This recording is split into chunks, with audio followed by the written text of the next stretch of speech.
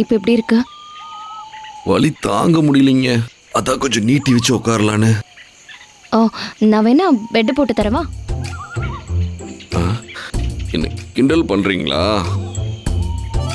கால் வலியோட எப்படிங்க மடக்கி உட்காந்துருக்கிறது? அம்மா, அதான் புலி ஃபுல் மீல்ஸ் கிடைக்கும்னு எதிர்பார்த்து வந்து ஏமாந்து திரும்பி போயிடுச்சுல்ல.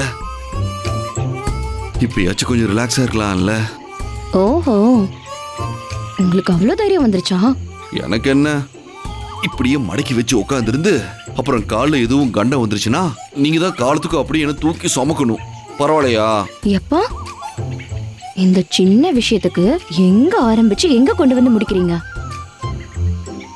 சார், உங்க இஷ்டத்துக்கு நீங்க நீட்டிக்கோங்க. இருக்கட்டுங்க.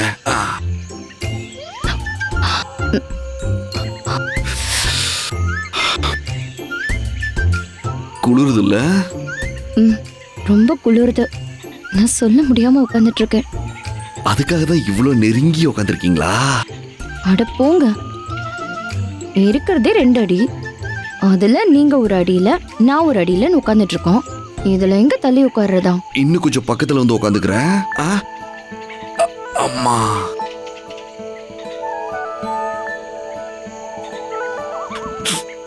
இப்ப எதுக்கு சிரிக்கிறீங்க?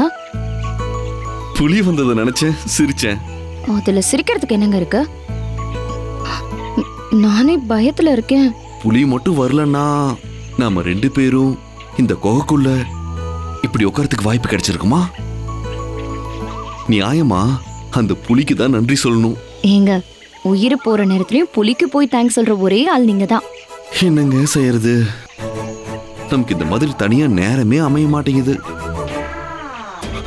உங்ககிட்ட ஒரு முக்கியமான விஷயத்த சொல்லணும்னு நினைக்கிறப்ப அங்க எங்க அம்மா கரடி மாதிரி வந்து கெடுத்துட்டாங்க. அதுக்கு இந்த புலியே பரவாயில்ல. அப்படி என்ன முக்கியமான விஷயம்? இப்போ நம்ம தனியா தானே இருக்கோம், சொல்லுங்க. இந்த இடத்துக்கு யாரு வர நினைச்சாலும் வர முடியாது. ஆனா அதுக்கு இது சரியான நேரம் இல்லைங்க.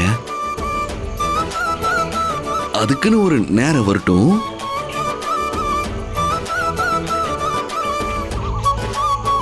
அப்படி ஒரு நேரம் உனக்கு வரவே வராதுடா. நீ காலத்துக்கும் இப்படியே சாக்கு போக்கு சொல்லிட்டே இரு. ஆமா, கேட்கணும்னு நினைச்சேன். நீங்க அந்த திவாகரை துரத்திட்டு தானே போனீங்க. நீங்க அந்த போன் எடுத்தீங்களா? அதெல்லாம் அவனை பிடிச்சி அந்த போனை சுக்கு நூறா உடச்சு நொறுக்கிட்டேன். ஆனா அவன் தான் தப்பிச்சிட்டான். அவன் போனா போயிட்டு போறான், விடுங்க. போன் இல்லைன்னா போதும். அதுக்கு தானே சௌந்தர்யா ரொம்ப பயந்தா. ஏங்க, ஒருவேளை அவன்கிட்ட இன்னொரு காப்பி இருக்குமோன்னு எனக்கு பயமா இருக்கு. இல்லைங்க, அவகிட்ட இந்த போன்ல மட்டும்தான் ஒரு காப்பி இருந்திருக்கு. அப்படி வேற காப்பி இருந்திருந்தா நான் போனை உடைக்கிறேன்னு சொன்னப்பவே என்கிட்ட வேற காப்பி இருக்குன்னு சொல்லியிருப்பான்ல. அப்படியே மீறி அவகிட்ட ஒரு காப்பி இருக்குன்னாலும் நாம் இதுக்கெல்லாம் பயப்படணும்னு தேவையே இல்லை. இந்த காலத்துல இதையெல்லாம் யாருமே பெருசா எடுத்துக்க போறதில்ல. அந்த பொறுக்கி பண்ண காரியத்துக்கு இந்த பொண்ணு பாவம் என்ன பண்ணும்?